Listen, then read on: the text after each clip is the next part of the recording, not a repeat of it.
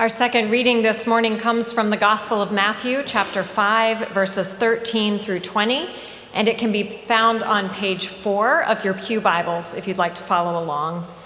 This is the second part of Jesus' first sermon, which began with the beatitudes, those pronouncements of blessings, and then Jesus goes on to say this: "You are the salt of the earth, but if salt has lost its taste, how can its saltiness be restored?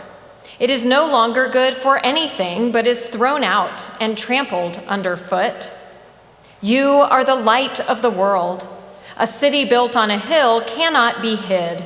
No one, after lighting a lamp, puts it under the bushel basket, but on the lampstand, and it gives light to all in the house. In the same way, let your light shine before others so that they may see your good works and give glory to your Father in heaven. Do not think that I have come to abolish the law or the prophets. I have come not to abolish, but to fulfill. For I tell you, until heaven and earth pass away, not one letter, not one stroke of a letter will pass from the law until all is accomplished. Therefore, whoever breaks one of the least of these commandments and teaches others to do the same will be called least in the kingdom of heaven, but whoever does them and teaches them will be called great in the kingdom of heaven. For I tell you, unless your righteousness exceeds that of the scribes and Pharisees, you will never enter the kingdom of heaven." The word of the Lord. Thanks be to God. A few years ago, the novelist Mary Gordon published a book titled Reading Jesus, a writer's encounter with the Gospels. As one reviewer said, it is a book of questions for, quibbles with, and tributes to the sometimes inscrutable protagonist of the Gospels. Gordon realized that despite a Roman Catholic upbringing, she had never actually read the 4 Gospels in succession. When she did, she was particularly impacted by rereading the Beatitudes, those blessings with which Jesus begins his very first sermon and which come right before the passage we just heard. Pausing and letting these blessings roll over her, Gordon realizes they are calling to her to say, "Yes, for this I will try to change my life." Even more, she realizes that without this, I would not know who I am. Do you know who you are? You are the salt of the earth. You are the light of the world. Father Gregory Boyle likes to say that the Beatitudes are more than just blessings. They are geography. He calls the Beatitudes geography because they teach us to recognize that even in the most unlikely places and circumstances, we stand with God and God stands with us. In his first sermon to his followers, Jesus follows this description of where we are in the Beatitudes with this reminder of who we are. You are with God and God is with you, he says, and you are the salt of the earth. You are the light of the world. In other words, you are necessary for life itself. Your very presence is critically important to the people around you and the circumstances of any given moment. Years ago, I ran my first and what will surely be my only full marathon. The week before the race, I called my father-in-law for advice since he had run multiple marathons in his 30s and 40s. In the course of our conversation, he drilled into me that those sports drinks and energy gels I had used during training were newfangled fads and entirely unnecessary. Good old-fashioned water is all you need to drink, he told me. So that's what I did. Now, I was just hoping to finish. I was not looking to set any records, so I stopped at every single water station on the route. But at mile 18, I hit the proverbial wall and struggled for the last 8 miles to just put one foot in front of the other. When I dragged myself across the finish line, one of the race officials looked at me and said, "You need to come with me." She took me to the medical tent where they immediately hooked me up to an IV. "But I drank water the whole time," I said. The medic looked at me with exasperation. "You drank too much water," he said. "What you needed was salt." Jesus' first listeners would have known how important salt was to life when Jesus called them the salt of the earth. They would have known he wasn't just saying they were an optional flavoring to be used judiciously only after sampling your food. We might think of salt that way, as a condiment that boosts flavor. But for Jesus' first listeners, salt was a valuable commodity, used not just for cooking, but currency.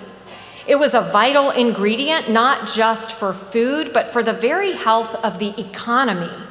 Without salt, the world and its peoples could not function. Of course, as a flavoring, salt is not valuable all by itself. It doesn't provide flavor, it enhances what is already there. This is also true of light, which is not valuable by itself.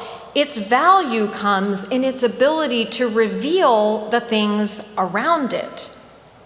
You are the salt of the earth, sustaining whoever and whatever is with you wherever you are. You are the light of the world, revealing and enlightening all the people and the world around you. Jesus' statement is not conditional or transactional. It's simply a statement of truth. Not, you can be salt if you try hard enough, or you will be light if you follow my advice. No. According to Jesus, this is what we already are: salt and light. Now, Jesus follows these statements up with other statements that can be confusing. If salt has lost its taste, he says, how can its saltiness be restored? And no one puts a lamp under a bushel basket, but on a lampstand. Now, we can hear those phrases as admonishments to maintain our saltiness or to use our light to good purpose, but think about it. Does salt ever lose its taste? And light, if you put it under a bushel basket, that mostly sounds like a good way to start a fire. What if Jesus is saying that what makes us salt and light cannot be put on like a costume or taken off when we don't feel like bearing the responsibility that comes with discipleship? What if Jesus is telling us the fundamental truth of what it means to be created in God's image and called as his followers? You are the salt of the earth. You are the light of the world. Whoever you are, wherever you are, salt and light is what you are. As salt, you enhance the world around you. You preserve and protect. You sting and you heal. As light, you enlighten. You disinfect. You facilitate growth, sometimes blinding in the process. As salt and as light, we reveal the very presence of God who is always to be found wherever we are. Before he died last year, someone asked the pastor, Eugene Peterson, what he would say if he knew he was writing the last sermon he would ever preach. He replied, I think I would want to talk about things that are immediate and ordinary. In the kind of world we live in, the primary way I can get people to be aware of God is to say, who are you going to have breakfast with tomorrow? And how are you going to treat that person? Who are you going to have breakfast with tomorrow? How are you going to treat that person? No matter who you are, no matter where you are the salt of the earth. You are the light of the world.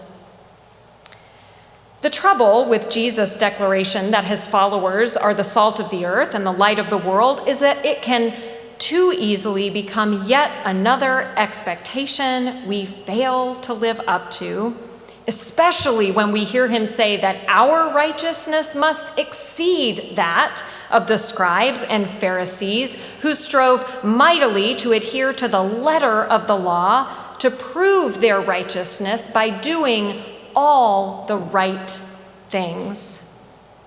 In the past few weeks, multiple people have recommended to me the book Why We Can't Sleep by Ada Calhoun. I'm starting to think I must look tired. This book looks at the particular challenges the women of Generation X are facing in middle age. Calhoun interviewed many women for her book, and nearly every one of them expresses some variation of the same realization. I thought that by now I would have accomplished something that really mattered. Instead, I feel like I'm barely holding my life together. Expectation can be a powerful antidote to accomplishment. But at the very beginning of his ministry, Jesus has already grasped what took Eugene Peterson a lifetime to discover. The most profound actions we can take are often the most ordinary. And as Jesus will teach his followers with his words and his actions, the way to righteousness is not strict adherence to a set of expectations or rules. It's the ability to be fully present with God, to be salt and light at any given moment. 30 years after she graduated from Stanford University, Mary Poindexter McLaughlin wrote a poem about failing to satisfy the expectations of her alma mater. The poem was published around the time of the 30th reunion of her Stanford graduation in the University Alumni magazine. You know the one. It's the one we open usually in the back, and with some anticipation and no small amount of dread, check the class notes to see what accomplishments our fellow graduates have been deemed worthy of inclusion. McLaughlin's poem is titled Alma Mater. No doubt she's disappointed. Such a disgrace I turned out to be. Not a policymaker or a tech-savvy entrepreneur. Nothing of note. I gave birth 3 times and sent 3 tall, kind people into the world. I offered words of consolation. I planted sunflowers. I listened. Elected official, Pulitzer Prize-winning journalist, cutting-edge thought leader, MD, PhD, CEO, Oscar, Emmy, Tony, Nobel, anything? I closed my mother's eyes when she died, and again my father's. I made no fortune, no headlines, nothing went viral. I sang and danced for no one. I remembered, I noticed, I breathed. Just an ordinary life filled with extraordinary love. How disappointing. According to Jesus, there is nothing disappointing about simply being who you are, who God has called you to be. You are the salt of the earth. You are the light of the world. Utterly trivial, profoundly important. This world needs you for its very survival. For there is nothing the world needs more than the salt and light, the love and justice, the hope and peace, the joy and mercy only you can provide. Amen.